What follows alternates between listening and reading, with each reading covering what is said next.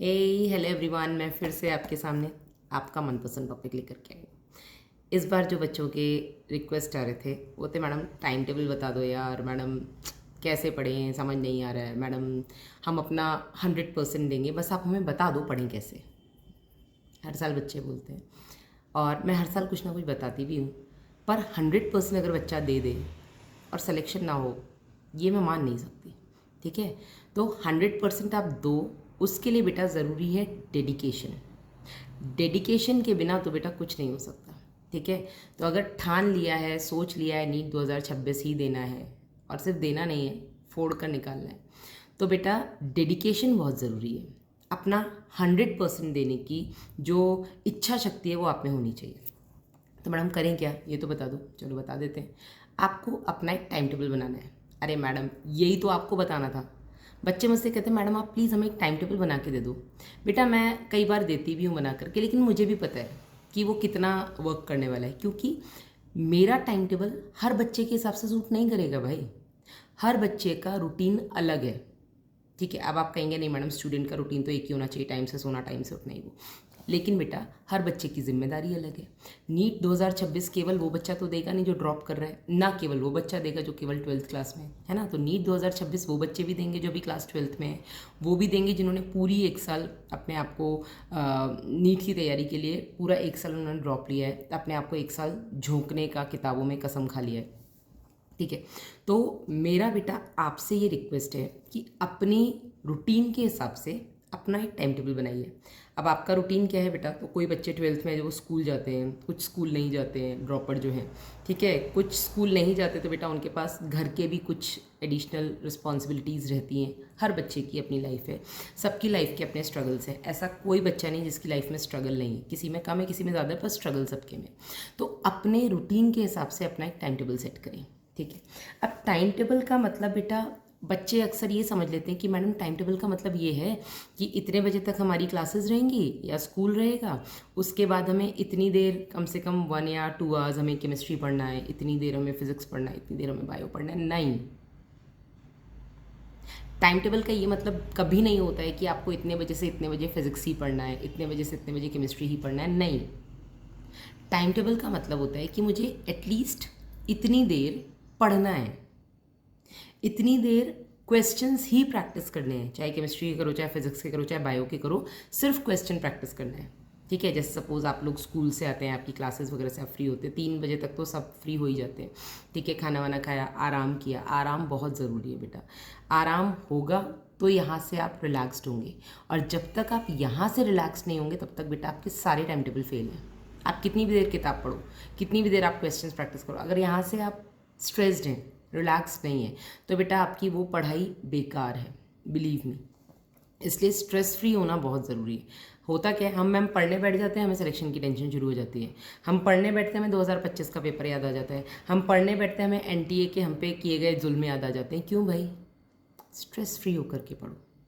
जो हो गया उसको मत सोचो, फ्यूचर पे फोकस करो, ज़्यादा बेटर कर पाओगे। यस, तो सबसे पहले अपना एक टाइम टेबल बनाइए कि इतने बजे तक मैं स्कूल में रहूँगा या इतने बजे तक मैं अपनी क्लासेस में रहूँगा, उसके बाद मैं इतना आराम करूँगा। आराम बहुत ज़रूरी है, लंच वगैरह करके तो स्पेशली आराम, क्योंकि बायोलॉजिकल है ये तो यार। खाना खाने के बाद नींद लेनी या रेस्ट करना ज़रूरी है।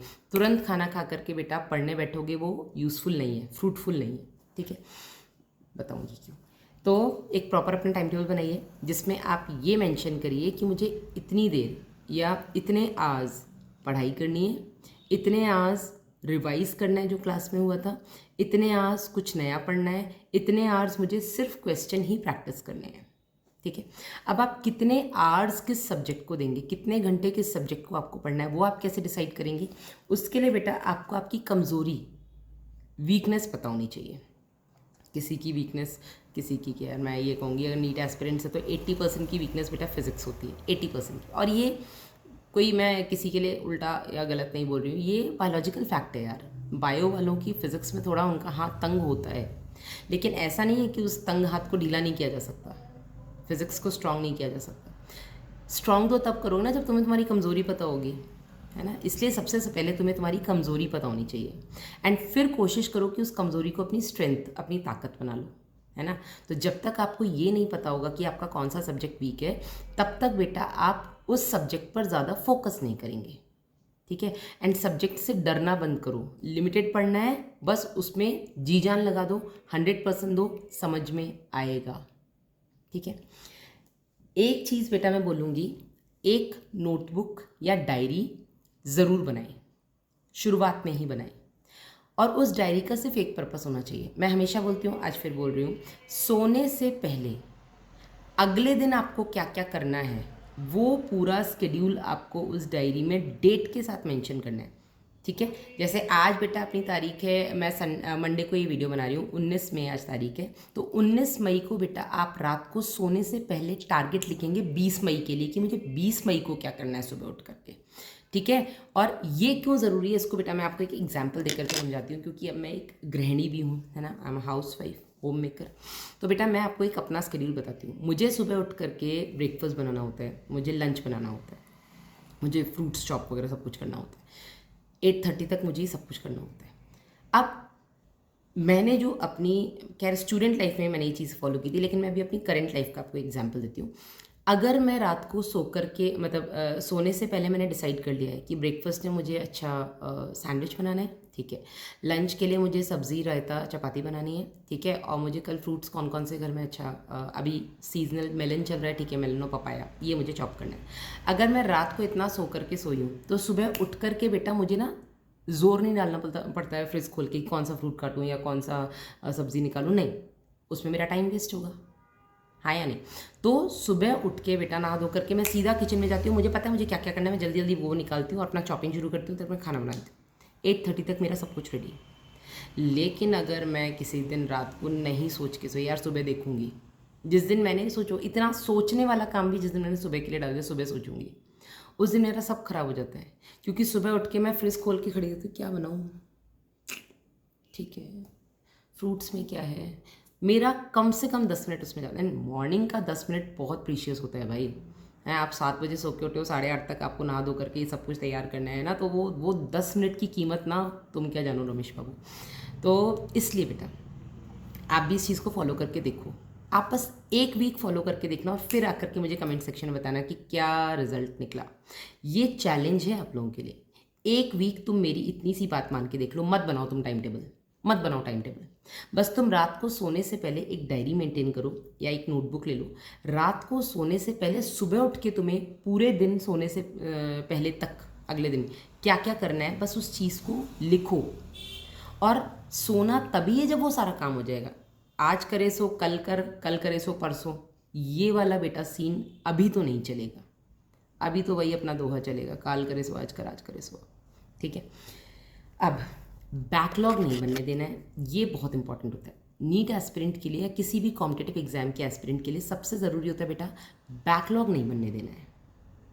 क्योंकि जो आपने सोच लिया कि आज करे सो कल कर, वहीं बेटा खेल खराब हो गया, समझ लेना।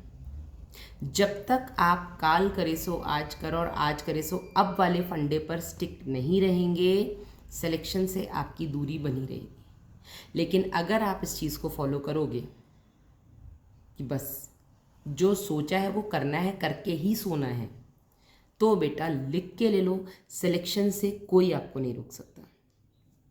और एक चीज़ बेटा मैं यहाँ पे बोलूँगी, बैकलॉग नहीं बनाना मतलब रेगुलर क्लासेस अटेंड करनी है, रेगुलर क्लासेस अटेंड करनी है मतलब जो भी हमने आज पढ़ा है सेम डे रिवाइज करना है, रिवाइज करने के बाद क्वेश्चंस प्रैक्टिस करने हैं। क्वेश्चन प्रैक्टिस विदाउट रिवीजन आप नहीं कर सकते। तो जो भी आपने पढ़ा है उसी दिन कम से कम उस टॉपिक से रिलेटेड 10 से 15 क्वेश्चंस आप ज़रूर प्रैक्टिस करें, ज़रूर प्रैक्टिस करें। यस, इसके अलावा बेटा हर हफ्ते कम से कम एक टेस्ट ज़रूर दें, सेल्फ दें। दुनिया भर के सैम्पल पेपर्स अवेलेबल हैं, टॉपिक वाइज क्वेश्चंस अवेलेबल हैं, आप कम से कम हर हफ्ते एक पेपर ज़रूर दें। ना केवल पेपर दे करके फॉर्मेलिटी पूरी करें, आप उस पेपर को एनालाइज करें कि आपका कितना स्कोर बन रहा है, कहाँ गलती हो रही है, क्यों गलती हो रही है, उस क्यों को पहचानना बहुत ज़रूरी है।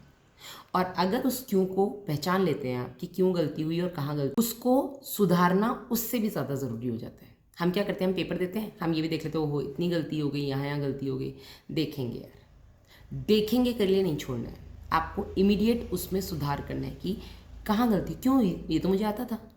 इमीडिएट मैंने कहा, मैंने क्वेश्चन अच्छे से नहीं पढ़ा, मैंने आंसर जल्दबाजी में गलत लगा दिया है, मेरा कंसेप्ट ही क्लियर नहीं था। आप इमीडिएटली उस टॉपिक के कंसेप्ट को वापस से देखें, ठीक है। ये बेटा बस इतना ही होता है। मैं फिर बोल रही हूँ, नीट क्रैक करना is not a rocket science. आप कहोगे नहीं मैडम कैसे नहीं है रॉकेट साइंस, इतना टफ एग्जाम है। नहीं है भाई, 25 का टफ था तो सबके लिए टफ था, कट ऑफ नीचे आया ना। अब तुम ये सोच रहे हो कि मैडम मेरे तो 600 नंबर बन रहे हैं। मैडम पिछली साल तो टॉपर के 720 बने थे। तो बेटा पिछली साल का पेपर इजी था। हमेशा एग्ज़ाम के टफनेस के बेसिस पे ही कट ऑफ डिसाइड होता है। पेपर टफ था तो सबके लिए टफ था, कट ऑफ नीचे जाएगी। पिछली साल का जो टॉपर 720 में निकला था, इस साल बेटा वो टॉपर 680-90 पे निकल जाए तो बड़ी बात है। तो पिछली साल जिसके 700 आ रहे थे, अगर इस साल उसके 650 आ रहे हैं तो वो इक्वली टॉपर है भाई, वो इक्वली टॉपर है। तो आपको जो अपना क्या बोलेंगे मार्क्स हैं बेटा, जो आपके स्कोर हैं, वो पेपर के हिसाब से डिसाइड करने हैं, पिछली साल के टॉपर के हिसाब से नहीं डिसाइड करने। हर साल के पेपर का लेवल अलग होता है और इसीलिए हर साल कट ऑफ अलग जाती है।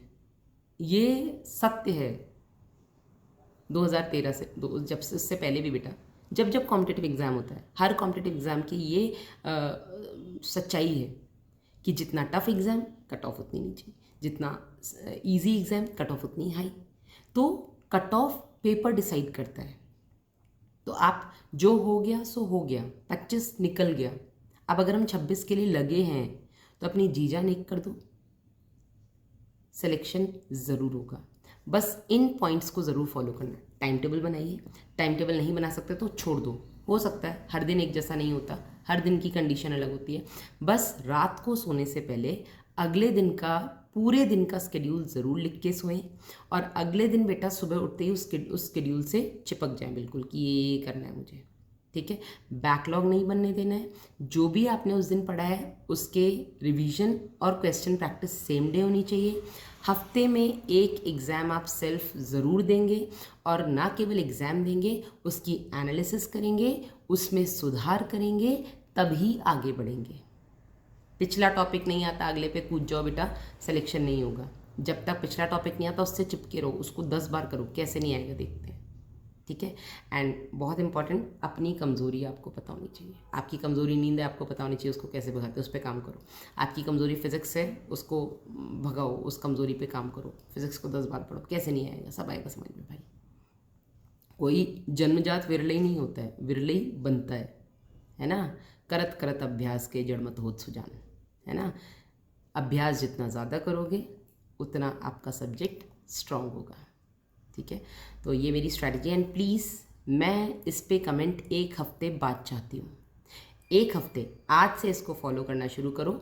अगले मंडे को बेटा मुझे कमेंट करके बताइएगा कितना यूज़फुल रहा आपके लिए video. Yes, bye bye, take care.